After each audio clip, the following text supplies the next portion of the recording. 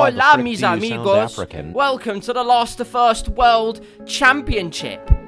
That's all the Spanish I know. Look, learning it in Zelda didn't help, okay? Anyways, welcome back. Now, if you did miss the previous round, it was Monaco. Literally nothing happens at Monaco.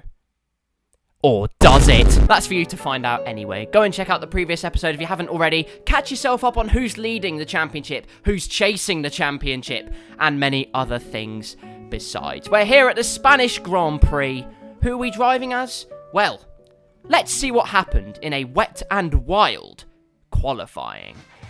Qualifying time, driving with a man who loves it wet and wild. It's Fernando Alonso, the wily old fox, as we transverse through the final couple of corners. That's not correct through the last corner. Oh no! Oh good grief! Oh bloody Nora! Fernando Alonso has screwed the pooch on that one, which isn't legal, so don't try it. But oh dear me, he was in 7th up to that point, driving really well in the wet, but thought he had the aerodynamics, tried to correct it, but it wasn't dry. So indeed, he is out of qualifying. He is in last place with egg on his face. Unbelievable, really. I mean, it's another shambolic effort from the Spaniard. He hasn't had any luck at all this season, really. Hasn't scored a single podium, despite the pace of that Aston Martin. And he's, you can't write this, can you? No prizes then for guessing who's on pole for this race, or who was going to get it. Max Verstappen gets it by 3/10, but Hamilton splits the 2 Red Bulls. He loves a wet session, and he really liked it slippery and slidey out there today in Spain. Great qualifying from him. Ferrari do well. Norris up in 7th, our teammate 8th. We're lost. We are last. Look, okay, look, you see, the thing is, right, before I did this recording, I had the Lewis Hamilton monster, and I think what happened is Alonso actually rejected all of my driving advances. Why would you forsake me like... And as a result, well, it only means one thing. We're lost. So that's not gone well. That's not ideal. But I tell you where it will be ideal. Race time, ladies and gentlemen. 5 red lights. It's race time. It's go time now at the Spanish Grand Prix, and it's a okay start at first, but we bite down immediately. The space opens up in the middle, a wiggle of the wheel in, well, fear, quite frankly, but we do make it to the inside line to send it down the inside on a bunch of cars, and immediately 6 positions gained in the span of 1 straight and 1 corner. The 2 Hasses fight so hard, we want a nibble of that action, and we get the whole main course down the inside of Kevin Magnussen. Now Hulkenberg's our next target, and we smell blood in the water like we have so many times this season. Fernando Alonso looking to get his first podium as down the inside of Hulkenberg he goes. Piastri is our next victim. Sorry, Piastri. We've got to do it. For some reason, he defends the inside so hard. We say thanks very much. Signed, sealed, and delivered. Round the outside of that corner. Fantastic move there from the Aston Martin man, who is actually us, but we'll ignore that. Let's put it all down to the skill and the guile of this wonderful driver. Our next target's the Alpine, but as you can see here, Verstappen got jumped. Hamilton had an incredible start, and he's fighting with Perez. Even reality can't believe it. Anyway, where are we in all of this? We're behind Stroll and Ocon, who are fighting hard into turn number 1, jousting it out, and we're going to capitalise once again, surely. Look how much they're slowing each other up, and Stroll will only make things slower because he's bad. And now Ocon's our next target. He doesn't weave across the track like a maniac. We send a mental dive down the inside, and it's P7. Just like that. Nope. No, it's not. It's P9. How do I confuse 7 and 9? Let's be honest, though. We're going to get 7th pretty soon on current form. It's only Gasly and Lando Norris that stand between us and said position. And look at the grip we have. I went for a higher downforce setup this weekend because I could just fly the car through the corners. You can't fly the car, let me just be quite clear.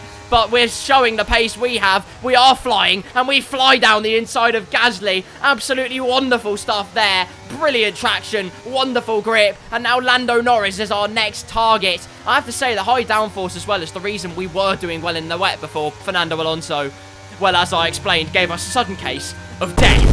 But through the final corner we go. Look at the downforce we have as Hamilton sets the fastest lap of the Grand Prix. The man who's led so many, won so many. But we want to try and take that win for ourselves. Not even using ERS. The slipstream's so powerful as down the inside of Lando Norris we go.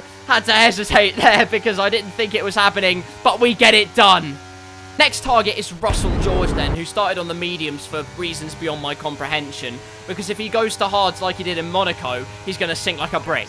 But we're setting consistent times in the DRS train, but that's unfortunately what's holding us back, is the fact that there is a DRS train. So we have all the work to do in the corners. And luckily, we do just that into the final sector here. And look at the bite we have, the downforce. The car darts in like a great white shark. Fernando, I've got no, you can't actually put a shark thing into this one, unlike with Leclerc. But look at how close we are there. Verstappen sets the fastest lap. We take that right off him with a 1:14.2. And with DRS wide open, launching the slipstream, gobbling up the inside. Sounds disgusting. It's filthy. It's gorgeous. We make our way into P6 now. 9 points to our name, courtesy of having the fastest lap. And now now we need to set about catching the Ferraris. Oh, it's all happening, trust me. We need to do this for Alonso. He's had such torrid luck this season. As I've said before, DNF in Australia, getting the penalty. In Monaco, he was held back by Perez, who did the undercut. He's not had the pace. As we set another fastest lap of the Grand Prix, we are punching above the Aston Martin's weight here, surely. Meanwhile, cars fighting ahead. That looks like Hamilton, who's been overtaken. Oh, for God's sake. Why do I actually bother? Who can stop this man? Well, we've proved on 2 occasions that that person is in fact us. With Sainz and Leclerc, the 2 who are fighting ahead of us. And Sainz is going for a cheeky move, but thinks better of it on the outside of Hamilton, who Perez has dispatched off very quickly. So now we have a massive train of cars, all in very quick succession. Sainz going very slowly through the hairpin, and we smell an opportunity, deploying the battery to the inside, and we send one. Fantastic stuff. And where we went round the outside in the first lap, it's the inside line that provides the benefits on this one. Fernando Alonso in P5 now, and I believe that would equal his best finishing position of the entire season, which is crazy to think, because really, with the way real life has gone and the way that this car has been just demolishing the opposition, apart from Red Bull, but we won't talk about that. But the game has done a severe injustice to the pace of Alonso and the Aston Martin, so we are here to serve justice. We are, in fact, Judge, Judy, and Executioner. Well, we get it all wrong there, so that completely derails my point. But through the right-hander, look at this. We come for seconds, we get seconds, and we gobble up a load of time there on Leclerc. As Perez is all over the back of Hamilton, Leclerc's been detached, and through the last corner, we get an incredible run. And suddenly, with DRS open, slipstream being used, it's inevitable, surely. Despite having one of the slowest top speeds in the game, the Aston Martin will go down the inside of Charles Leclerc. The winner last time out has been relegated to P5. Perez overtakes Hamilton, we overtake Leclerc, and now the hunt for the victory is well and truly on. Gosh, surely no more madness can happen for the next seconds, can it? Oh, no! Perez is out again! He's out again in a race this season, and we have to hold back on Hamilton. Wait for it to be green flag. It's clever. It's cunning. It's a cruel mistress that Hamilton has to be delivered. As down the inside we went, and we now receive P2 to our name. The only car between us and victory now is the Red Bull of Max Verstappen, as we're over halfway through the Spanish Grand Prix. But this might be as far as we go. Unless something falls into our laps here, there's surely no way. As we get a slide on there, we're pushing the car to the ragged edge. This Aston Martin, actually, really, the front end didn't bite as well as I would have wanted it to at times, especially at low speed. It was quite a tricky car to master. Pit window opens this lap though, and you know we're not going to give up. So many times we haven't given up. In Azerbaijan, in Monaco, and now at the Spanish Grand Prix. It could happen, and the dream is not dead. Verstappen hasn't pit. This could be it. This is our chance. Now we need to slow down for the marks. We need to get our pit entry absolutely spot on and speed away. Can we get it optimal?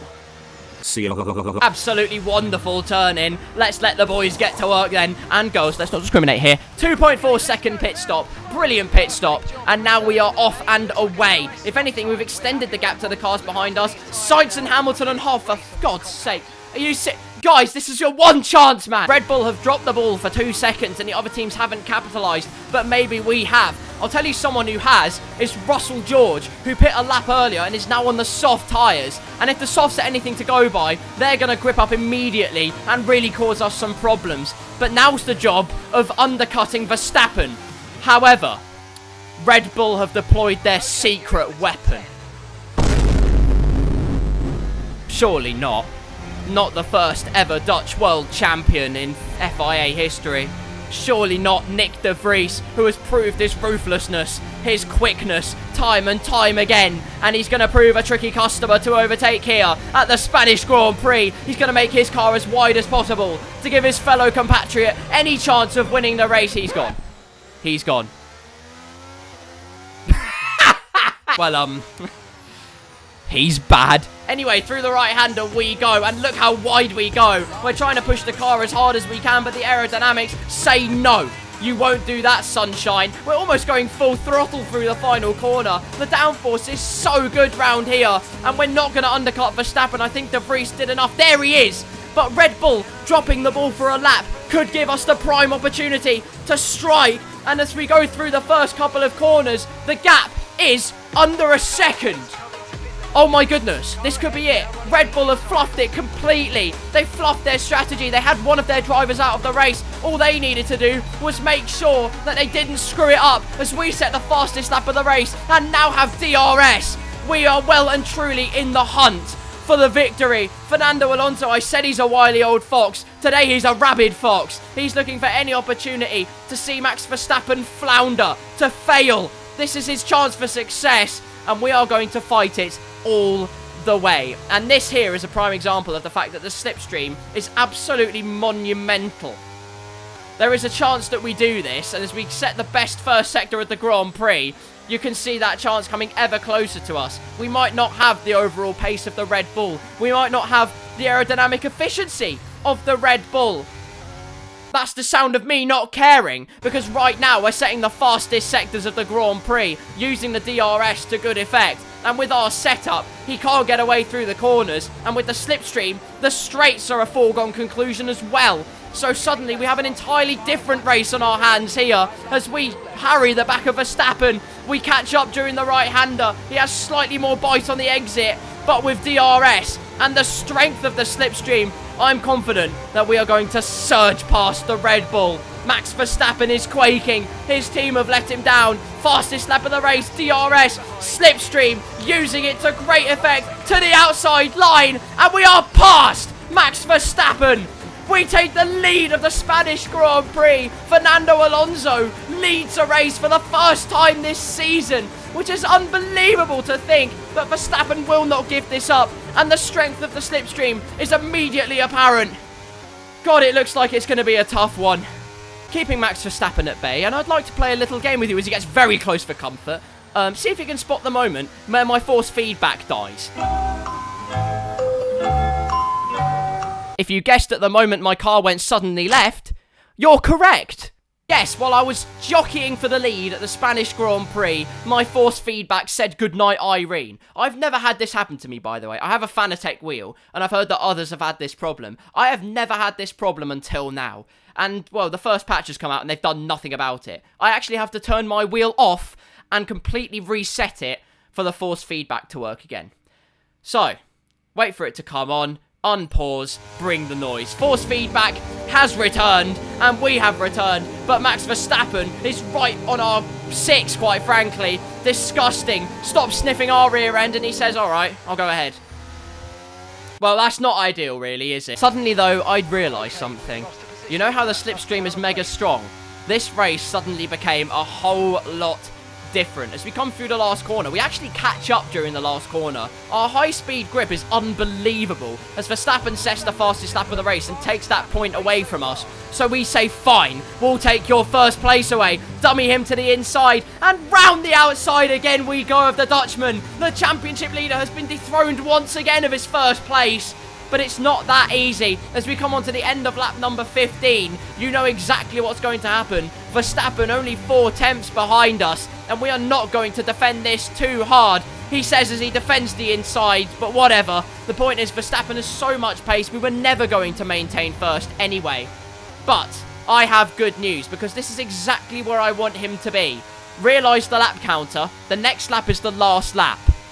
And who will have DRS on the last lap? Oh, yes. You know exactly what kind of script we've written for today. As we go through the last couple of corners, we'd planned this. We'd meticulously calculated exactly the lap we were going to end the DRS train on. And that lap is right now. Verstappen has been outsmarted, surely, and not even with ERS. We're going to pull to the inside and retake the lead of the Spanish Grand Prix. Alonso leads his home race for the final lap. And if we can keep this together, then surely Fernando Alonso secures his first race win of the season. His first race win in 10 years at the very track he last won a Formula 1 race. The fairy tale will come back. This time his dreams will be fulfilled in front of his adoring fans. But Verstappen will not give this up. The gap is so close. That white arrow always getting darker and darker. Or rather, fuller and fuller as Squeaky returns. My God, I can hardly contain my excitement here. Alonso could do it. And we're getting closer and closer to tasting the victory champagne or whatever it is they drink, Coke Zero. But Verstappen is so close. Our DRS fails. But the straight is not long enough for the Dutchman. And provided we get through these final few corners, that'll be it. That will be it. 10 years at the same track since Alonso won his last race in a Ferrari, in Aston Martin. He's found his renaissance. Our DRS fails, but we will prevail. Your winner is Fernando Alonso at the Spanish Grand Prix. What an incredible drive. Red Bull dropped the ball. It helped us out, but boy did we capitalise on their strategic errors. We made the most of our pace. Driver of the day, Fernando Alonso, is a Grand Prix winner again in F1. A real team effort then, which has paid off in spades. A great victory here at the Spanish Grand Prix. So, Natalie, what made the difference out there today? For me, today, the race was the perfect blend of thrilling overtakes, but also looking after those tyres and really making the stints last just that bit longer. Aston Martin's performance today has shown that they can be competitive with the biggest names in the sport. They're making their way out to the podium as we speak, and the reaction from the crowd must be incredibly uplifting for them. Well, that's not the commentator I chose. Despite Bugmasters not being able to choose the commentator, Alonso is a Grand Prix winner again. His 33rd race win. Many thought 2013 was his last. We've rewritten the history books. That is not the case. Alonso is your winner at the Spanish Grand Prix. And while Monaco was an easy affair, let's be honest, my God, did we have to work for this one. Another podium for Leclerc. Great result overall. Well, I certainly didn't have any complaints with Nico Hülkenberg's performance today. What? Nico Hülkenberg, the man who finished 13th after starting 14th. Oh no, but not the man who started last and crashed out in qualifying, nearly got the fastest lap, beat the championship leader, and won his home race. No, he doesn't get driver of the day. No, he did a crap job, let's be honest, guys. Moving on, though. Fernando Alonso, his 33rd race win of his F1 career. Finally a result representative of him and the great effort that Aston Martin have put in real life is translated into the game. Our teammate's having a stinker, but when doesn't he? The point is, look, Monaco was easy. I respect that. Monaco was too easy, in fact. I ran rings around the AI. Today was anything but easy. We had to use our strategy and our cunning to great effect. To use that DRS jockeying to play mind games effectively, even though the AI don't have brains yet. The main thing is we did that in abundance and we did it to perfection. And as a result, that is what won us the race today. Not pure pace, but our intelligence. One thing can be said, though. Sergio Perez. He must be absolutely furious. His 3rd DNF of the season. And he's got to be asking himself now. I'm no conspiracy theorist, but if I was him, I'd be asking, why always me? Why doesn't Max ever get car failures? Think about that one, ladies and gentlemen. Anyway, other interesting results of the day. Bottas just missed out on points. Really unfortunate for him. Lando Norris is back in the points again. Stroll on the fringes. He's really punching under his weight, quite frankly. Not uncommon. But a great day for the Alpine team. They are the winners of the day, other than ourselves. 7th and 8th, double points finish, and best of the rest. Capitalised on Perez's DNF. and got the big haul that they really deserved. They had incredible pace today and did some great teamwork out there. Well done to them. And that concludes what was a sensational Spanish soiree. What will happen in Canada then? You'll have to wait and find out. Before we end off though, let's have one final look at the Drivers' Championship standings. Max Verstappen leads now with 175 points. His 100% podium record continues, and he's nearly 60 points ahead of his nearest competitor. It's grim reading for the rest of the grid, but they're not too far off, blissfully. Russell on 116, Leclerc only 8 points behind him now on 108. He's had an incredible run of form, other than Australia, which we don't talk about. He's had a brilliant run of form, really, during the course of this season, and it's showing. Ahead now of his teammate Carlos Sainz, Hamilton and Alonso, just with a race win for Alonso. They've both jumped Sergio Perez. His reliability gremlins are letting him down hugely. Norris back in the points. Alpine, though, are the big winners of the day, like I said. Gasly now on the same points as Bottas, and Ocon jumps both the Haas cars. Now still only 3 drivers yet to score points. In the Constructors, Red Bull lead, but the gap is closing thick and fast. 2 cars not finishing in the points consistently is really holding them back. Just Max Verstappen alone can't win them the Constructors' fight. Ferrari are really close. Despite having less podiums and whatnot, they are really making them sweat. Mercedes also aren't that far behind, so Red Bull really need to sort out their reliability if they're going to win this year's Constructors. Aston Martin a solid 4th, and Alpine catching up to McLaren big time. No change in the bottom set of the table, but maybe there will be some surprises as we head over to Montreal. Like I said, you'll have to find out very soon. Thank you very much for watching round number 8 of the F1 23 Last to First Championship. We are really rocketing along with this season, aren't we? If you did enjoy this round, over a third of the way through the championship now, hit that like button, hit that subscribe button if you haven't already, I see you, and also hit that notification bell to make doubly sure you don't miss a single one of these rounds or any other videos that come out on this channel. Will there be madness in Montreal? Or maybe, actually. But you'll have to wait and see. Until then, though, thank you very much for watching. And until next time, I'll see you soon.